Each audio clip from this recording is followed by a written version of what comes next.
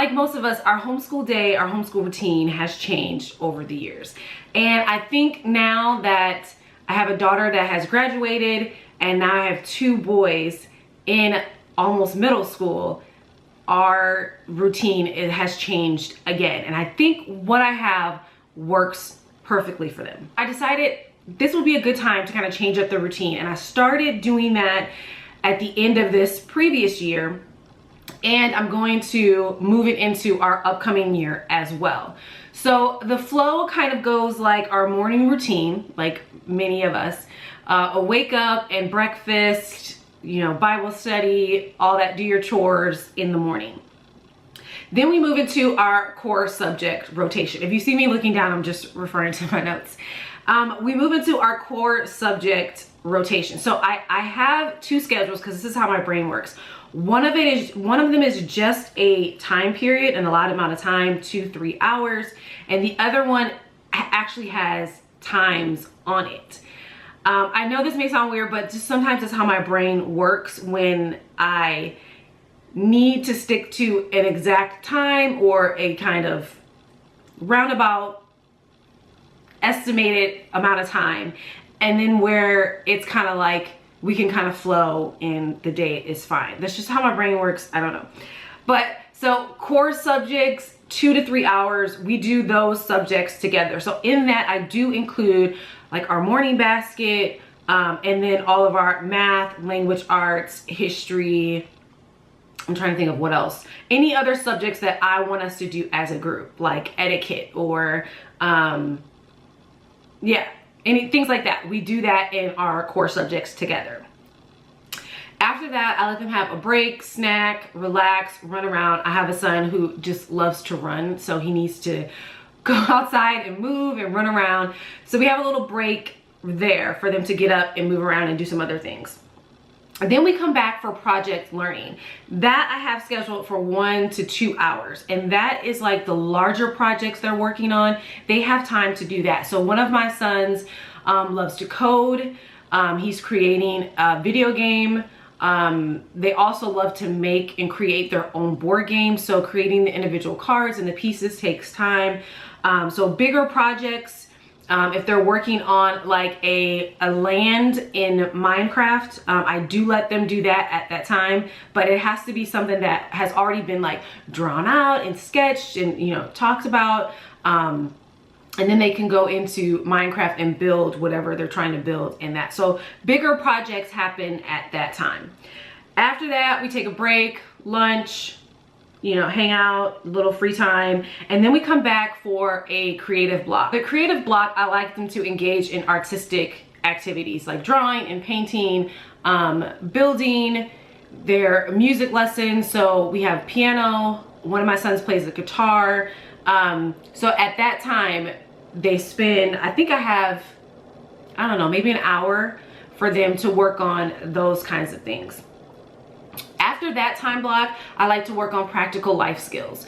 So this is really important to me because I want my boys to be able to do a lot of things like their dad does. This is one of the reasons why I married him, because he can do everything pretty much.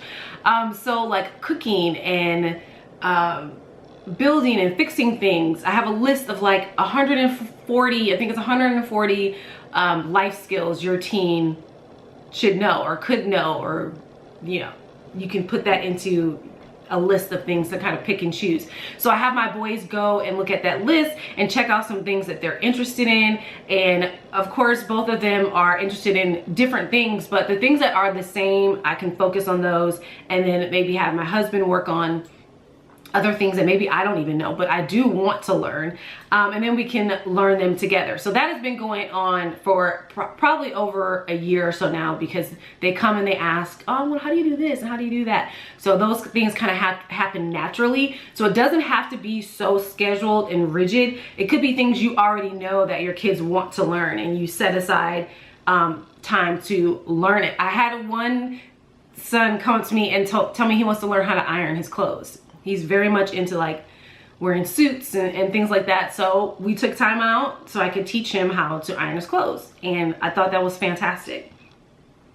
After that, practical skills, we go into free time where they can work on their projects, they can work on hobbies, free play, whatever they want. And then I do have a block for community learning. We've been loving out school classes, so I want to make sure that we have time for that, and that's in the schedule, as well as a lot of their friends from co-op. They have like an online community that they get on and talk to and play games virtually and things like that. So I want to leave time for them to do that during the school year. They're doing it now. It's summer, they have a lot more time, but when school starts back up, I want to make sure we leave time for that, so they're able to do that. And any out school classes that they may want to be involved in.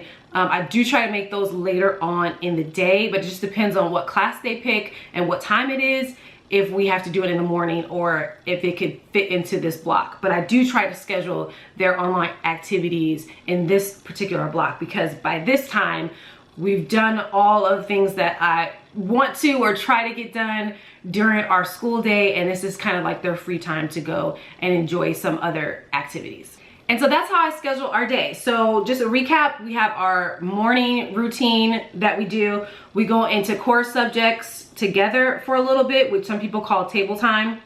Snack, of course, project learning, lunch, a creative block, a practical life skills block, free time, and then community learning. After our practical life skills block, if there is nothing else, if they're not getting on with friends or they don't have a class, then I like to throw in a educational documentary or some kind of video that we can all watch and enjoy together, and that will go at the end of that block.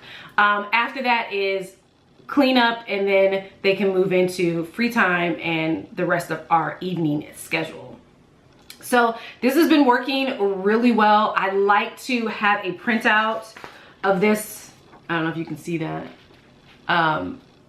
I like to have a printout of this in my kids' book as well, or sitting out on the table so that they can see it, so everybody knows what comes next. So there's no surprises, there's no kind of pushback when it's like, okay, let's just move into the next block. Whatever you didn't get finished, you can possibly do it the next day. No 2 days are the same, no week is the same. So it's one of the amazing things of homeschooling, is one of the blessings of homeschooling, is that you can ebb and flow as you need to. As life comes at you, as you choose to change up life, you can create a homeschool that really fits your family perfectly. And I know that this schedule might not last us until they graduate, but for right now, it's really working with our family, and it's easy for us to jump out of if we need to, but then jump right back in. So I hope I've given you guys some ideas that maybe you can implement into your routine. Remember, do what works for your family. This schedule may not work for you,